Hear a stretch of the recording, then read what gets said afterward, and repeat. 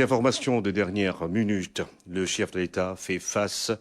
à la presse nationale demain jeudi 22 février 2024 à 19 h au Palais de la République. Ce sera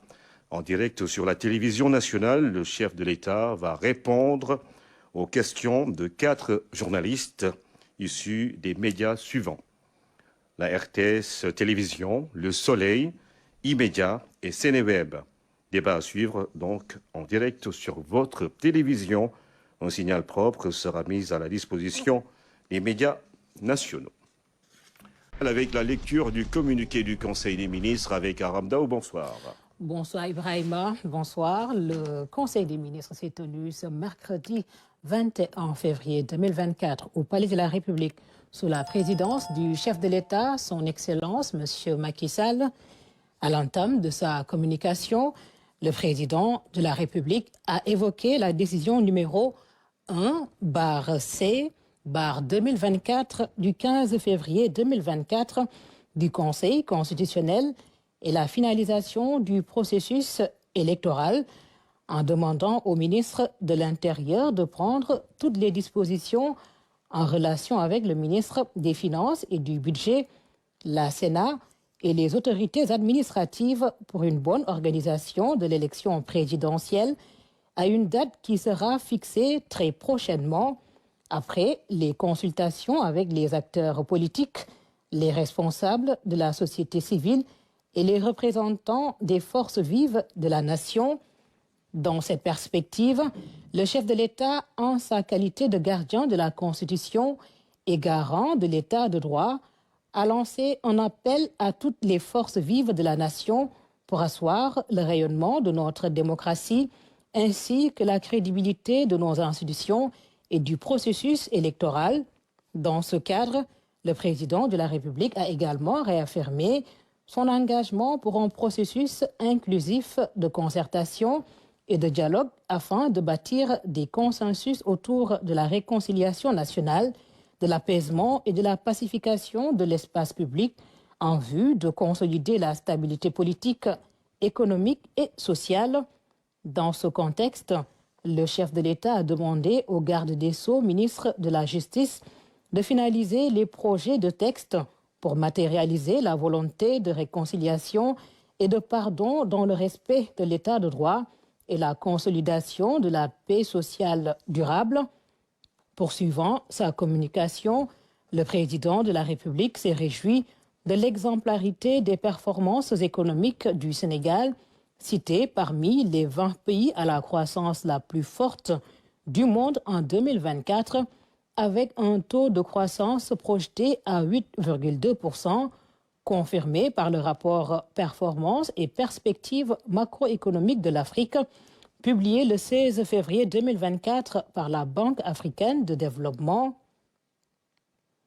À cet égard, le chef de l'État a demandé au Premier ministre et au ministre de l'Économie, du Plan et de la Coopération de vulgariser ces résultats notables et encourageants de notre politique économique et sociale qui a comme socle le plan Sénégal émergent PSE. Revenant sur l'évaluation des politiques de promotion des femmes et la célébration de la Journée internationale des droits des femmes prévue ce 8 mars, le président de la République a demandé au gouvernement de saisir l'occasion pour présenter le bilan exhaustif des réalisations et efforts consentis par l'État depuis 2012 pour promouvoir les droits des femmes et assurer leur autonomisation économique à travers les différents mécanismes de protection, de formation, d'encadrement et de financement. Le chef de l'État a en outre demandé au ministre chargé de la femme d'accorder une attention particulière à la situation des femmes rurales pour assurer la mise en œuvre optimale de la stratégie globale d'accompagnement et de soutien qui leur est dédiée en intégrant les interventions des programmes d'inclusion comme le programme d'urgence de développement communautaire, PUDC, et le programme national de bourse de sécurité familiale, PNBSF. Par ailleurs, le président de la République a invité le Premier ministre à tenir avant la fin du mois de février 2024 un conseil interministériel d'évaluation et de définition des priorités des politiques de promotion et de soutien aux femmes du Sénégal, abordant l'état d'avancement des réformes du secteur de la santé et du développement de l'industrie pharmaceutique. Le chef de l'État a salué le saut qualitatif réalisé par notre système de santé depuis une dizaine d'années, avec les efforts massifs et inédits consentis par l'État pour construire, équiper et doter en ressources humaines de qualité et en moyens logistiques adéquats, notamment des ambulances, les établissements de santé sur l'ensemble du territoire national. Dans ce cadre, le président de la République a demandé au ministre de la Santé et de l'Action sociale d'engager sans délai une vulgarisation adaptée des évolutions notables dans tous ces compartiments de notre système de santé. Dans cet élan, le chef de l'État a indiqué la nécessité d'un suivi spécifique de l'État de mise en œuvre des réformes du système sanitaire et souligné la résilience démontrée par notre système de santé depuis la pandémie de Covid-19 et la dynamique de transformation avec le développement de la recherche et de l'industrie pharmaceutique, ainsi que la construction en cours d'infrastructures sanitaires de nouvelle génération, avec notamment l'ex-hôpital Aristide Le Dantec, l'hôpital Seydi El Hadj Malick Sy de Tivaouane, l'hôpital de Matam à Ourossogui, la polyclinique de l'hôpital principal de Dakar. Le président de la République a aussi invité le ministre chargé de la Santé à faire la situation et présenter les perspectives de l'industrie pharmaceutique au Sénégal en intégrant dans ce processus l'évaluation du cadre juridique et des activités de régulation, de supervision et de contrôle de l'Agence de réglementation pharmaceutique ARP depuis sa création en 2022. Sur le climat social, la gestion et le suivi des affaires intérieures, le chef de l'État est revenu sur les sujets suivants. Premier sujet, le suivi des décisions présidentielles consacrées au DARA, en demandant au gouvernement, au ministre de l'Éducation notamment, de tenir avec les acteurs d'ici début mars 2024 une revue de l'état d'application des décisions présidentielles prises pour asseoir la modernisation des DARA et l'épanouissement des acteurs concernés dans la vie économique et sociale nationale. Deuxième sujet, le cheptel national, la sécurisation foncière et la modernisation des foirailles, en demandant au ministre de l'Élevage de faire le point sur les recensements dans le secteur de l'élevage, l'évaluation et la répartition territoriale des ressources animales, ainsi que les résultats de la campagne nationale de vaccination. En outre, le président de la République a exhorté le ministre de l'Élevage et des Productions animales de finaliser avec le ministre des Finances et du Budget, les acteurs territoriaux et les organisations d'éleveurs, le processus de modernisation et de sécurisation foncière des foirailles établis sur l'étendue du territoire national. Enfin, le chef de l'État a invité le ministre de l'Élevage de faire la situation du Fonds de stabilisation FONSTAB et de son déploiement effectif vers les acteurs et projets identifiés dans le cadre du renforcement de la lutte contre la transhumance. Dans sa communication, le Premier ministre est revenu sur le suivi de la coordination de l'activité gouvernementale en évoquant la rencontre avec les représentants des employeurs,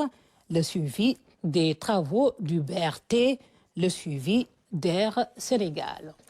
Au titre des communications des ministres. Le ministre des Affaires étrangères et des Sénégalais de l'extérieur a fait un compte rendu de sa participation à la 37e session ordinaire du sommet des chefs d'État et de gouvernement de l'Union africaine à Addis Abeba.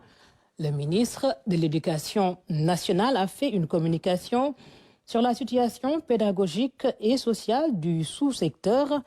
Le ministre de l'Enseignement supérieur de la recherche et de l'innovation a fait une communication sur la situation pédagogique et sociale au sein des établissements publics d'enseignement supérieur. Le ministre de l'Agriculture, de l'Équipement rural et de la souveraineté alimentaire a fait une communication sur le suivi de la campagne de commercialisation de l'arachide 2023-2024, la campagne de contre-saison froide 2023-2024, les exportations de produits horticoles et le matériel agricole. Et puis au titre des textes législatifs et réglementaires. Le projet de loi d'orientation relative à la protection sociale a été adopté. Et enfin, au titre des mesures individuelles. Le président de la République a pris les décisions suivantes. Monsieur Omar Tidjane Telamak Sow, titulaire d'un Master 2 en gestion des ressources humaines, précédemment chef du bureau de la formation professionnelle en élevage, est nommé inspecteur technique au ministère de l'élevage et des productions animales, en remplacement du docteur Abdoulaye Diawara, admis à faire valoir ses droits à une pension de retraite. Monsieur Mamadou Diagne, docteur vétérinaire, précédemment chef de service régional de l'élevage et des productions animales de Dakar, est nommé directeur de l'élevage au ministère de l'élevage et des productions animales, en remplacement du docteur Dame Sow, appelé à d'autres fonctions. Monsieur Moussa Dian, expert financier, précédemment secrétaire permanent du cadre national de concertation de la microfinance, est nommé directeur de la microfinance et de l'inclusion financière au ministère de la microfinance et de l'économie sociale et solidaire, en remplacement de monsieur Amadou Aliou Wassar, appelé à d'autres fonctions. Monsieur Hadim Silla, titulaire d'un Master 2 en gestion des projets, est nommé directeur du développement communautaire à la Direction générale du développement communautaire et de la promotion de l'équité au ministère du développement communautaire, de la solidarité nationale et de l'équité sociale et territoriale, poste vacant. Monsieur Ousmane Gueye, économiste de la santé, précédemment directeur du Centre hospitalier national de Pikine, est nommé directeur de l'hôpital général Idriss Pouye de Grand Yoff, poste vacant. Madame Fatou Diop, administrateur des services de santé, précédemment directeur de l'établissement public de santé Tcherno Mohamedou Mansour Barodumbour, est nommé directeur du Centre hospitalier national de Pikine, en remplacement du docteur Ousmane Gueye, appelé à d'autres fonctions. Madame Aïda Babilas Ndiaye, gestionnaire des programmes de santé, précédemment directeur du Centre hospitalier régional de Tambacounda, est nommé directeur de l'établissement public de santé Tcherno Mohamedou Mansour Barodumbour, en remplacement du docteur Fatou Diop, appelé à d'autres fonctions.